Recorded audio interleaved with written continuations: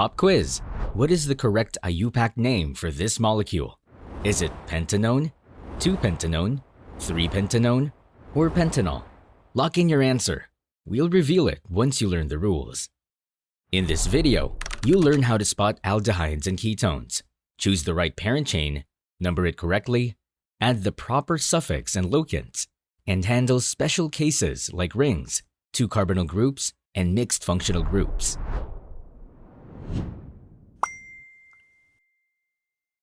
First, the big idea. A carbonyl group consists of a carbon double bonded to oxygen. If the carbonyl carbon has at least one hydrogen, you have an aldehyde. If it has carbon groups on both sides, you have a ketone. For aldehydes, the parent chain must include the aldehyde carbon, and that carbon is always carbon number 1. Now the suffixes. Use al for aldehydes and one for ketones. For ketones, number the chain so the carbonyl gets the lowest possible number, and then give its position in the name. The name of the given ketone is 3-hexanone. Let's try a couple of aldehydes. A 6-carbon chain with the aldehyde group at the end is hexanol. If there is a bromo substituent at carbon 4, name it 4-bromohexanol.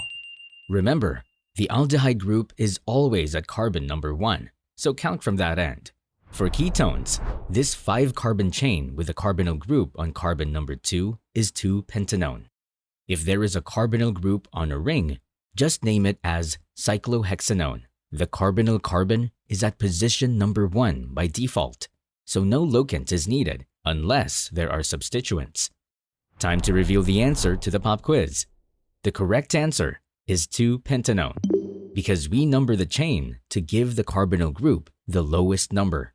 Here are quick fixes to common mistakes. First, do not choose a longer chain that leaves out the carbonyl group. Second, do include the locant for ketones on open chains. Third, for aldehydes, the carbonyl carbon is always carbon number 1. So far, you have the suffixes, how to count for aldehydes and ketones, and when to include a locant. Want to lock this in?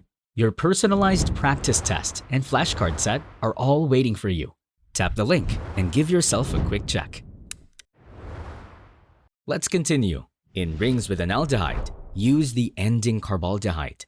So this one is cyclopentane carbaldehyde, not cyclopentanol. Use carbaldehyde when the aldehyde group is not part of the ring itself. If there are 2 ketone groups, the compound is a dione. This one is pentane 2 for dione. Spell out the parent name fully before you add dione. When a compound has both an aldehyde group and a ketone group, the aldehyde group has a higher priority and wins as the suffix. Rename the ketone as a substituent oxo. This compound is called 3-oxobutanol. Let's do a quick practice.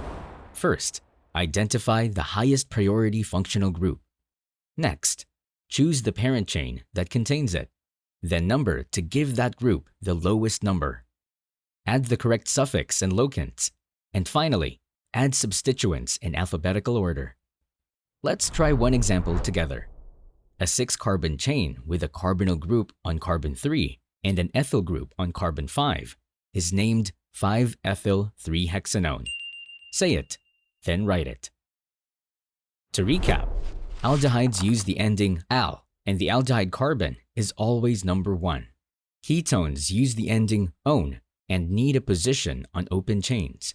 For special cases, use carbaldehyde on rings, dione for 2 ketone groups, and oxo when a ketone group becomes a substituent. Now that you've watched the video, let's see how much you remember. Head to the link in the description where you'll find Quizlet content made just for you.